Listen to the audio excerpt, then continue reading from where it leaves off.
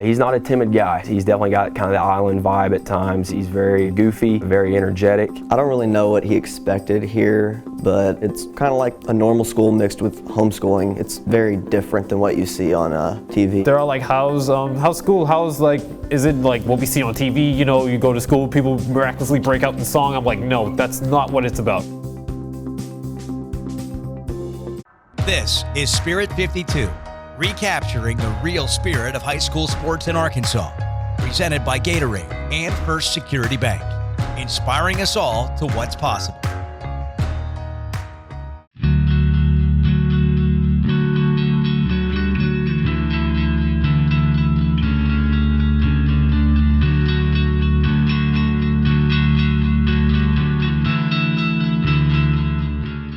As a private Christian school, we bring student athletes over from various parts of the world to give them an opportunity. Bahamian exchange student J.P. Rutherford excels on the track for Providence Academy in Rogers, but first he had to get used to living in America. They come from half a world away, and they're probably nervous, kind of trying to figure things out with how we do things here in the U.S. and at Providence Academy. I watch a lot of TV. I see what I expect from America. Arkansas is a pretty nice place to live, actually. I hate the cold because, you know, me being from Ireland is always hot.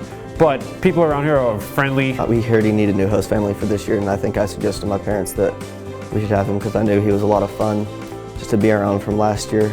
Being his friend for a while. I'm so thankful for God putting me in their household. Kelly, he's a blessing to me. I'm glad I have like an actual brother that my age that I can live with. It was a really good fit for him, someone he felt comfortable with, someone he could have fun with. It seems like that dynamic's really worked out for him. I don't have any siblings, so it was just like having a friend over for a while, just hanging out. I mean, it's great seeing the vast differences between his culture and what we live in here. Now we share our experiences. With Rutherford living so far away from home, how emotional was that moment when he had to say goodbye to his parents? Honestly, my mom was okay with it, but it was my dad. He wasn't ready to make that transition. He broke down in tears too. That's the first time I've ever seen him cry. I was trying to hold back tears too. They're worried about JP. I know that my parents are gonna let them know how it's going and that JP's doing just fine here. Everything's going good. My parents actually came during November and surprised me at practice, and I broke down in tears.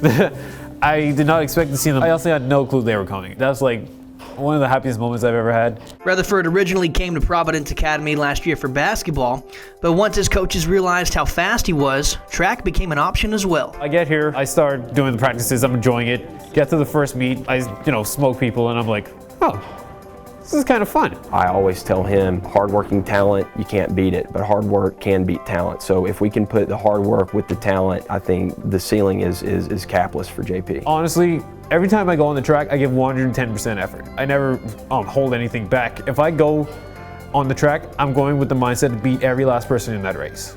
And that's pretty much what he did last season while qualifying for the Caribbean Games at the age of 15, where Usain Bolt got his career jump started. That's a great opportunity. There's a lot of God-given talent back home. People don't see the amount of potential that can come out of there. We have these games to showcase how great our athleticism is back home. And obviously, if you look at the Olympics, the World Championships, some of the best sprinters in the world come from those island areas. So to qualify at the age that he's at is a really big deal. Coach Heim brings up the Olympics, the gold standard for track and field.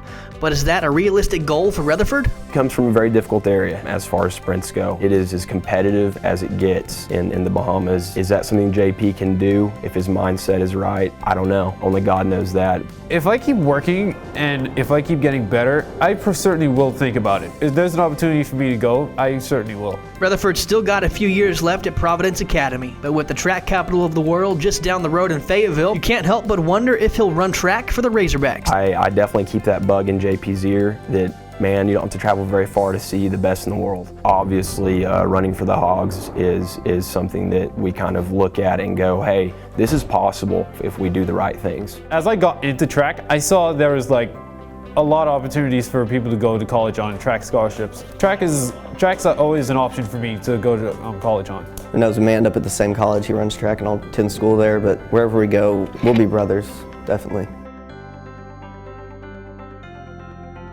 I hope you enjoyed this week's story brought to you by First Security Bank. Here's a sneak peek at next week's episode. I think the players really take to it and really listen because he's been there, he's done it. He's done what they want to hopefully achieve one day. He knows how to coach, and he did a good job while he was here as one of our assistant volunteer coaches, and played the World Series a couple of times. And it's not too many guys that can say that they played in the College World Series twice in their career. He understands the path about growing and maturing, and it's just fun to see him take on that role with other kids. Come on, JP. Come on, JP. Go, JP. Go! Go, JP! Come on, keep going! Keep going! Out ahead is JP Rutherford from Providence. They can't catch him. They can't catch him. They can't catch him. They can't catch him. They can't catch him. And in first place, with one of the best times in the state of Arkansas, with a time of 22.91 from Providence Academy, JP Rutherford.